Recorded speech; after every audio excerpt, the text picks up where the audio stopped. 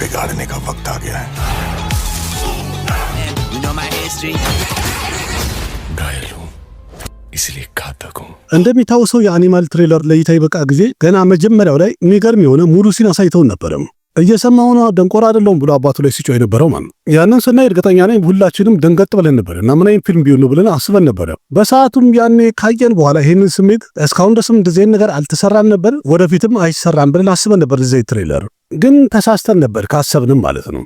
የዱረንደር ትሬለር ሲጀምር ልክ እንደዛ አስገራሚ የሆነ ነገር ፈጥረዋል። ለዛውም 53 ሰከንድ ያህል የቆየ ሲን አሳይተውናል። መጀመሪያ ላይ ፊት ለፊት የቆሙ ያው በቼስ ሁሉ ነገሩ ተቀያይሮ ነበር። አርጁን ራምፓል ነው ግን ሲናገርና ንግግሩ በጣም በእርጋታ ነበረ። እናም ንግግሩን እየሰማን ፊት ለፊት ያለው ገመዶች ምናምን ነገር ልብ ብለን አላየነውም ወይም ትኩረት አልሰጠነውም ነበር። ግን ልክ ካሜራው ቀስ እያለ እነዚህ የሚታዩት ገመዶች ስራቸው ምን እንደሆነ ሲያሳየን ከታች ማለት ነው መነሻቸውን እጅግ በጣም ዘግናኝ የሆነና በከፍተኛ ሁኔታ ብሩታል የሚባል ሲን እንዳለው በደንብ አሳይተውናል። ገና ከጅምሩ እንዲያውም ገመዶቹን በእጁ ይዞ ፊቱ ላይ ያሉትን ሁኮች ሊስበው ሲል ሲታይ እርግጠኛ ነኝ በጣም የሚሰቀጥጥ ነገር አለው። ልብ ቀጥ ያደርጋል። በሲኒማ ሲታይ ደግሞ ምን ይሆናል? ይሄ ሲን ብቻ እንግዲህ ቀደም ብለን ካየናቸው ከማርኮም ከአኒማልም እንዲሁም ከሌሎቹም የበለጠ ጭካኔ ልናይበት እንችላለን የሚለውን ነገር በደንብ አብዝቶታልና በእርግጥ ፊልሙ ኤሬት እንደሚያገኝ የታወቀ ነው፣ የተረጋገጠ ነው። የዱረንደር ኦፊሻል ትሬለር ለእይታ ስለበቃ ሪቪው አቅርብልን ባላችሁት መሰረት ፈጠን ብዬ በዕለቱ ላቀርብላችሁ መጥቻለሁ።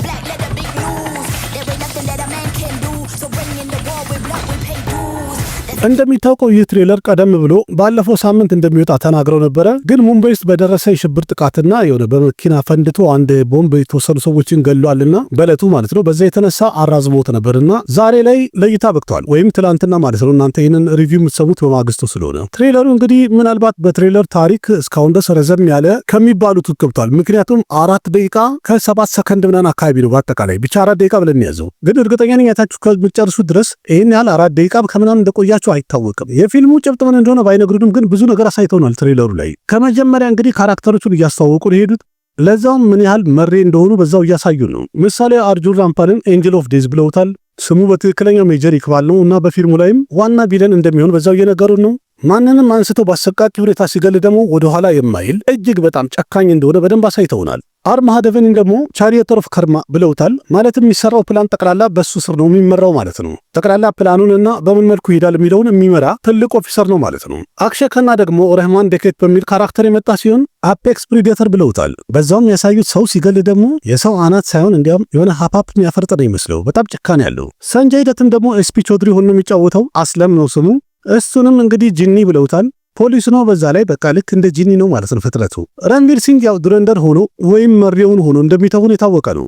ዱረንደር ማለት መሪ፣ ኃይለኛ፣ ጨካኝ ማለት ነው። ይሄ ሁሉ ኢንትሮዳክሽኑ እንደገና የታየው ሲኒማቶግራፊ እንደዚህ ብሩታል የሆኑ ሲኖችን፣ ጭካኔዎችን፣ ገራሚ የሆኑ አክሽኖችን ፕሬዘንቴሽኑ ብንል እንደገና ደግሞ ስታር ካስቱ እጅግ በጣም አስደናቂ ነው። በዛ ላይ ደግሞ ፊልሙን ዳይሬክት የሚያደርገው ኡሪ ዘ ሰርጂካል ስትራይክ የተሰኘውን ፊልም ዳይሬክት ያደርገው ነው። ስለዚህ እንደዚህ አይነት ፊልም ሜከር ደግሞ ከረጅም ጊዜ በኋላ የሁሉ ስታር ካስት ይዞ ሲመጣ ተመልካቹ ፊልሙን ለማየት ወደ ሲኒማ መንጋጋቱ የማይቀር ነው። የሚገርመው ነገር ልክ እንደ ኡሪ ይህም ፊልም እውነተኛ ታሪክ ላይ የሚያጠነጥን ነው። አርማሃደቨን የሚወጣው ገጸ ባህሪ ማለት የህንድ ዋና የስለላ ቡድን ሴኩሪቲ አድቫይዘር የሚባለው አጂት ዶቫ የሚባለውን ሰውዬ ካራክተር ወክሎ ነው የሚጫወተው። ትክክለኛ ሰው ነው። እንዲያም በአስደናቂ ስራዎቹ ሰውየው ስፓይ ማስተር የሚባል ሰው ነው። ስለዚህ አርማሃደቨንን ቀይረው መልኩን ራሱ ሰውየውን እንዲመስል ያደረጉበት የሜካፕ ብቃታቸው በጣም የሚደንቅ ነው።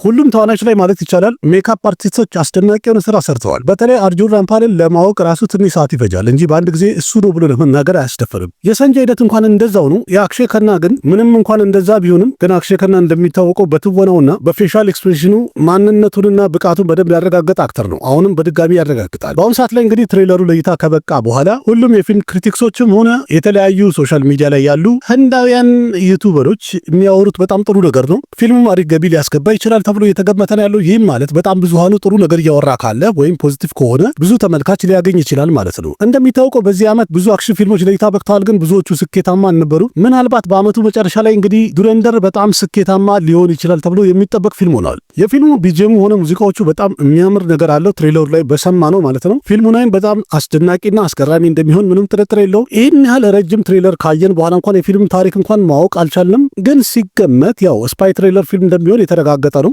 እነዚህ ሁሉ ፓኪስታኖች እንግዲህ በህንድ ጥላቻ ያበዱ አሸባሪዎችና ፓኪስታን ውስጥ ያሉ መሪዎች ናቸው። በትክክለኛም የነበሩ ካራክተሮች ናቸው እነዚህ እዚህ ጋር የገለጿቸው ማለት ነው። የነዛን ገጸ ባህሪ በትክክል እንግዲህ በጣም ብዙ ጥናት አድርገው ነው ፊልሙን እየሰሩ ያሉት ማለት ነው። ራሳቸውን እንዲመስሉም ያደረጉበት ነገር በትክክለኛ እንዲመስል ያደረጉት ጥረት በጣም የሚደነቅ ነው። ረንቢር ሲንግም በብዛት ያው ፓኪስታን ውስጥ ነው የሚታየው እና አንደር ከቨር ኤጀንት ሆኖ የገባም ይመስለኛል። ግን እንደሚታወቀው ቀደም ብሎ እንደተሰሩት ስፓይቨርስ ላይ እንዳሉት ማንኛውንም ካራክተር ማካበድና ጣራ ላይ መስቀልና የሚባለው ነገር የለበትም በዚህ ፊልም ላይ። ምክንያቱም ባሉበትና በነበሩበት እውነተኛ ታሪክ ስለሆነ መቀየር በጣም ከባድ ነው። ሰው በሚያውቀው መልኩ እንደነበረው እንዲረዳ ለማድረግ የሄዱበትን ርቀት በጣም የሚደንቅ ነው። በጣም የሚያምር ነገር አለ። በእርግጥ የፊልሙ ብሩትል ሲን በጣም የሚጨንቅ ነገር ቢኖረውም ትሬለሩ ላይ ባየነው ማለት ነው፣ ግን አክሽኑ በጣም ትክክለኛ ነው የሚመስለው። በእርግጥ ዳይሬክተሩ አዲቲደር በጣም የሚደነቅበትና ይችለዋል የሚባለው ስራ ይሄ ነው።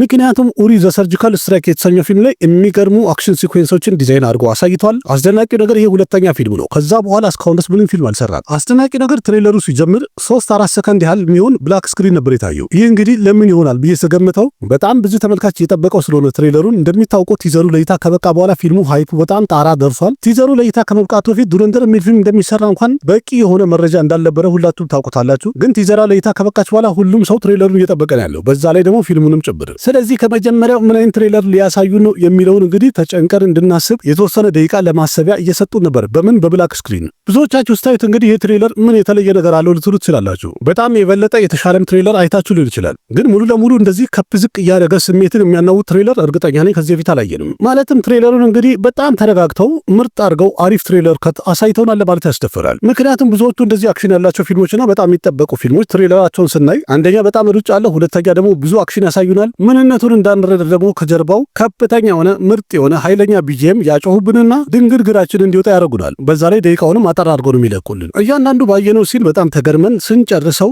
ቁጭ ብለን ለማሰብ የሚያስገድድ ነገር አለው። በነገራችን ላይ ስለ ትሬለሩ ያወራሁኝ ካላያችሁት ያው ዩቲዩብ ላይ ስለማይቻል ነው፣ ቲክቶክ ላይ ጭነዋለሁ፣ ገብታችሁ እንድታዩት እጋብዛችኋለሁ። ተርጉሜ ጭኜዋለሁ ቲክቶክ ላይ። በአጠቃላይ እንግዲህ ስጨርስላችሁ በጣም ያስገረመኝ ነገር እንደዚህ አይነት የቶርች ሀሳቦችን ከየት ነው የሚያመጡት? ወይም እንደዚህ ብሩትል ሲንስ በሚሰሩ ሰዓት ላይ እንደዚህ አይነት ሀሳብ ከየት ይመጣላቸዋል? በጣም የሚገርሙ ናቸው። ብቻ ትሬለሩ በጣም አሪፍ ነው። ልክ እንደ ቲዘሩ በጣም ተወዳጅነትን አግኝቷል። ምርጥ ነው። በቀጣይ ደግሞ የፊልሙ ታሪክ ሙሉ ለሙሉ እንዴት ይሆናል፣ ሙሉ ፊልሙ ሲታይ አቀባበሉ ምን ያህል ይሄዳል፣ ቦክስ ኦፊስ ላይ ምን ያህል ያስገባል የሚለው ሁላችንም ያለ ትዕግስት የምንጠብቀው ነው። አሪፉ ነገር የፊልሙ ይዘት ያው ብዙሃኑ ኮኔክት እንዲያደርገው ምንም አይነት ግላመር የሆነ እጅግ በጣም የተካበደ ነገር የለውም ከአክሽኖቹና ከትወናው ሌላ ማለት ነው። ያም እንግዲህ ፊልሙ ላይም በዚህ መልኩ ይቀጥላል ብዬ ተስፋ አደርጋለሁ። ስለዚህ ይሄ ፊልም አሁን ዲሴምበር 5 ላይ በዓለም አቀፍ ደረጃ ለሲኒማ እይታ ይበቃል ተብሏል። ለእይታ ሲበቃ ደግሞ ምን ላይ ደረሰ እንዴት ሆነ የሚለውን በቦክስ ኦፊስ ሪፖርትም ፊልሙ ለእይታ እንደበቃም ደግሞ የሚሰጠውን ሪቪው ምን እየተባለ ነው የሚለውንም ይዤላችሁ ብቅ እላለሁ። እስከዛው ድረስ ቪዲዮ ላይክ ማድረግ አትርሱ። ያላችሁን ሀሳብ አስተያየት በኮሜንት ግለጹ። ለቤቱ አዲስ ሆናችሁ ደግሞ ሰብስክራይብ አድርጉ። ከህንድ ሲኒማ ጋር የተያዙ በጣም ብዙ መረጃዎችን በዚህ ዩቲዩብ ቻናል አንዳንድ እያልን እንቀባበላለን። እናንተ እስካያችሁት የዱሬንደር ትሬለሩ እንዴት አገኛችሁ? ተመቻችሁ? ያላችሁን ሀሳብ አስተያየት ኮሜንት ላይ አጫውቱኝ። ለማንኛውም አቅራቢያችሁ ቃሲም መካ ነበርኩኝ። በሌላ ቪዲዮ በድጋሚ እስከምንገናኝ ደህና ሁኑ። ባባይ። እናንተ ርችት ማፈንዳታችሁን ከጨረሳችሁ በቃ እኔ በተራይ ፍንዳታው ልጀምራ።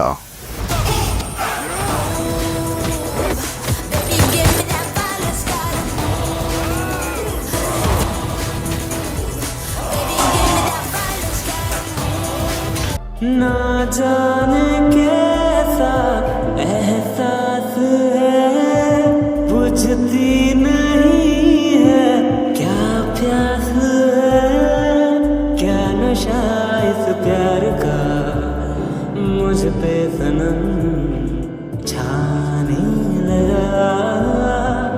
कोई न जाने क्यों चैन होता है, क्या करूँ